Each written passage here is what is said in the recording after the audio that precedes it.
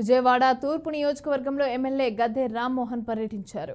పట్టణంలోని 3వ డివిజన్లో అధికారులు స్థానికులతో కలిసి ఎమ్మెల్యే రోడ్లను పరిశీలించారు. ఇక కాలనీలోని కొన్ని ప్రాంతాల్లో రోడ్లపైన నీరు ఉండటాన్ని గమనించారు. పలు కాలనీల్లో మౌలిక వసతులు కల్పించాల్సిన అవసరం ఉందని అన్నారు. డ్రైనేజ్ పనులు పూర్తి చేయకపోవడం వల్ల రోడ్లపైన నీరు నిలుస్తుందని అన్నారు. ఇక అధికారులు సమన్వయంతో త్వరితగతిన పనులు పూర్తి చేసే విధంగా చర్యలు తీసుకుంటామని అన్నారు.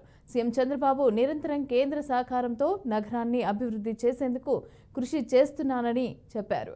ఇక ప్రజలు కూడా ప్రభుత్వానికి సహకారం అందించాలని ఎమ్మెల్యే గద్దె రామ్మోహన్ కోరారు.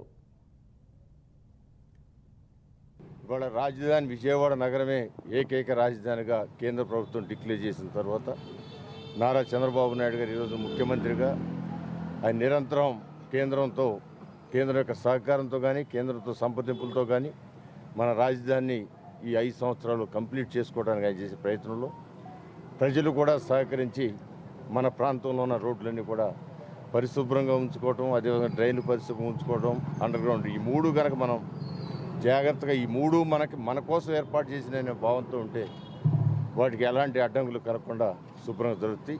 ఆ విషయాన్ని అవగాహన పరచడానికి ఈ రోజున కరెన్సీ నగర్లో ప్రతి రోడ్డు కూడా పర్యటించి అందరితో కూడా వాళ్ళ సమస్యలు తెలుసుకొని వాళ్ళకి ఉన్న ఇబ్బందులన్నీ కూడా తీర్చడానికి, ఆ ఇబ్బందుల నుంచి వాళ్ళని పరిష్కరించడానికి ఈ యొక్క కార్యక్రమం ఏర్పాటు చేసుకోవడం జరిగింది.